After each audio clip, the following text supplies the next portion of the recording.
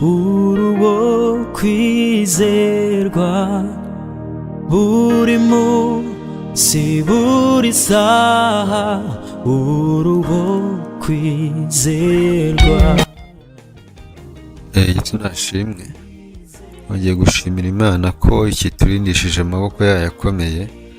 Uyu munsi tugiye kuganira ku ijambo ry'Imana riri mu gitabo cya kabiri cya Mose cyerekwa kuva igice cya 13 umurongo wa 17. Haravuze ngo Farawo amaze kurekura ubwo bwoko bugenda, Imana ntiyabacisha mu nzira inyura mu gihugu cy'Abafilisitiya nubwo ariyo gusa, kuko Imana yibwiraga iti abantu be kwicuza ubwo bazabona intambara ngo basubire muri Egiputa. Ubwo Imana ibagendesha ibiziga ibacishije mu nzira inyura mu butayu ikajya ku nyanja itukura, Abisirayeli bava mu gihugu cya Egiputa bafite intwaro. Haleluya. Yesu nashimwe. Ndagira ngo nkubwire ko Imana ari yizi bigukwiriye. Imana ni yizi bigukwiriye.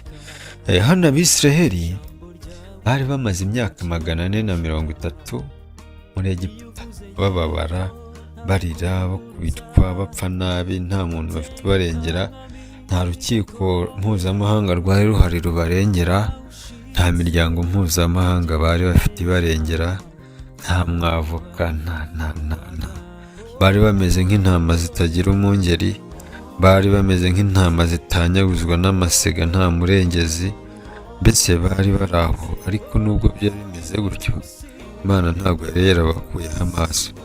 Igihe cyarageze ituma Mose, iravuga ngo mbonye kuniha, mbonye gutaka, mbonye imibabaro kandi ndumvishe. Aravuga ngo ndamanuwe no gukura Abisirayeli hariya, aravuga ngo ndagutumye. Hanyuma Mose aravuga ngo niki kizerekana ko nzabakurayo? Imana iravuga ngo ikimenyetso ngo haye nuko uzabakurayo. Ndagira nkubwire ko Imana ibintu yatangije kuri wowe izi uko bizarangira. Niyo mpamvu niyo yaguha amakuru iguha makeya, kubera ko yirabizi uko byatangiye, izi nuko bizarangira. Hanyuma ubwo Farawo ngo yarekuraga Abisirayeli, ngo ntabwo Imana yabaciye yemeye ko banyura mu gihugu cy'Abafilisitiya, ngo nubwo iyo nzira ariyo yari uyibusamo. Mbese ni ukuvuga ngo uciye mu Bafilisitiya ukagera muri Isirayeli hari ahantu bugufi cyane, hari hafi. Ariko nubwo hari hafi, hari harimo amakuba, harimo intambara, kandi Abisirayeli kubera gutinda mu buretwa ntabwo bari barabonye umwanya munini wo kwiga kurwana. Imana yari izi intege nke zabo, urumva nta n'ibirwanisho bari bafite, nk'abantu bari baravuye mu buretwa, mbese nta bikoresho by'intwaro byari bike pe. Kandi n'uburyo bavuye muri Egiputa, bavuyeho Farawo uburyo yabarekuye ntabwo yari kubarekurana n'ibikoresho by'intambara. Ariko ngo Imana ibirebe nubwo yari yibakuye aho ngaho, yo yari yaramaze kubateganyiriza inzira kera. Yari izi ko iyi nzira ya bugufi yitwa y'Abafilisitiya, abantu bayirimo ari abantu batumvira Imana, ari abanyamwaga, ari abanyamashari. Yaravuze ngo abo bwoko bwanjye nimbareka nkabatererana nkavuga ngo nibabe hano, Abafilisitiya bazabarimbura. Ngo Imana ntiyakunda kubacisha mu gihugu cy'Abafilisitiya, ngo nubwo iyo nzira ariyo yari ubusamo. Ngo kuko Imana yibwiraga iti abantu be kwicuza ubwo bazabona intambara ngo basubire muri Egiputa. Yesu nashimwe. Ndagira ngo nkubwire ko hari amahirwe ubona yaguciye mu ntoki, ukabona hari ibintu wapurayinze ntibagufashe, mbese ukajya ubona ibintu byose byarahombye, ukiyitiranya n'umutindi, ukavuga ngo uko biri kose kugira ngo izuba rizave kuri njyewe bizagorana. Urabona urapfa umusubirizo, uratangira bizinesi bikanga, ibintu byose ugerageje ubona amahirwe yawe atagusekera. Ariko muri byose ujye wigenzura ko nta kibazo ufitanye n'Imana. Nubona ntacyo ukumva ntacyo, ujye umenya ko Imana izi ibigukwiriye. Imana niyo izi inzira wanyuramo itarimo amakuba. Haleluya. Ndetse nkubwire ko hari ibintu wari gukora bikagufungisha, bikakujyana gereza, bikakwicira kariyeri, ubuzima bwawe. Nubwo ubona Imana itarakunze kubijyamo, umenye ko Imana itakwanga, ahubwo yanze kujya guhuriramo n'amakuba. Yesu nashimwe. Jya guhuriramo n'amakuba, bagufunga, ugira ibintu uzira, ariko Imana yaguhagazeho. Imana rero yanga ko Abisiraheli baca hano. Ndajya mubwire ko Umwisiraheli wari uzi ino nzira akabona Mose agiye kubacisha ngo bagende ku nyanja itukura, yaravuze ngo uyu mugabo nawe ahantu atujyana ntago ahazi. Ariko Mose ahantu yari ari kubajyana n'Imana ibajyana ahantu bajyaga bari bahazi kandi bagendaga mu nzira Imana igize gute ibayoboye. Ndashaka kukubwira ko biriya bintu ubona byanze, biriya bintu ubona bitakunze, kariya kazi ubona utagiyemo, ariya mahitamo ubona atarakunze, amenshi ntabwo yarimo ubushake bw'Imana.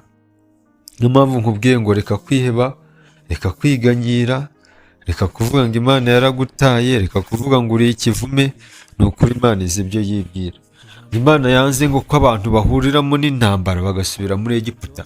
Hari ibintu Imana yanze kuhuriramo n'ibirushya ugasubira mu byaha. Hari ibintu Imana yanze ko bigusubiza mu marira n'agahinda. Imana yarabyanze. Ijambo riravuze ngo ahubwo Imana ibagendesha ibizigu. Imana yabacishije inzira ya kure. Imana yabacishije inzira zizenguruka. Imana yabacishije inzira za kure cyane bajya kuzenguruka. Bacishije mu nzira inyura mu butayu ikajya ku nyanja itukura. Abisirayeli bavuye muri Egiputa bafite intwaro. Rero ndagira ngo nkubwire ngo nubwo urugendo rwawe rw'ubuzima rwabaye runini, ukabona ruragoye, ukabona urushako rurakugoye, ukabona bizinesi ziranze, ukabona ino nzira yo gukizwa ibintu biri gukomera, ayo nkubwire ko ibyo bintu ubona biri gukomera nibyo byiza ku Mana. Ibyo byiza ku Mana. Niyo mpamvu ijambo ryavuze ngo hamwe n'ibibagerageza. Impamvu Imana yiyemeza kuvuga ngo hamwe n'ibibagerageza ni uko inzira ugendamo ari iba yarayiteguye. Impamvu Imana ivuga ngo ibyo uzanyuramo, ikavuga ngo ndagize urugendo rwawe kuko ari njye wita kuri wowe, ni uko iyo nzira uba uri gucamo Imana aba ari iba yarayiguteguriye.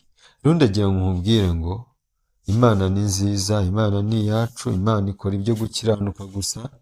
Ndakwinginze rero yiringire. Imana yemeye kwishyiraho ibintu byose byari bikubangamiye. Imana yemeye kubyishyiraho. Wowe yizere, uyihange amaso, ibisigaye Imana izabikora. Narindi kuguhumuriza nkubwira ngo wowe wari uri mu bintu bikubangamiye, ubona bikubabaje, ubona warabihiwe, humura, komeza ugendane n'Imana. Niyo mpamvu umuririmbyi yavuze ngo Imana y'ukuri ikomeza kunyobora kandi urancisha mu nzira yo gukora ibyo ushaka. Rero ino nzira yo gukora ibyo Imana ishaka nubwo iba ndende, nubwo iruhanyije, ariko ni ukuri irangira neza. Niyo mpamvu ijambo rivuga ngo hazaba inzira nyabagendwa ngo izitwa iyo kwera, ngo nta nyamaswa z'inkazi zizayicamo. Aravuga ngo abantu banduye imitima ntago bazayicamo, ahubwo izaba iya ba bandi.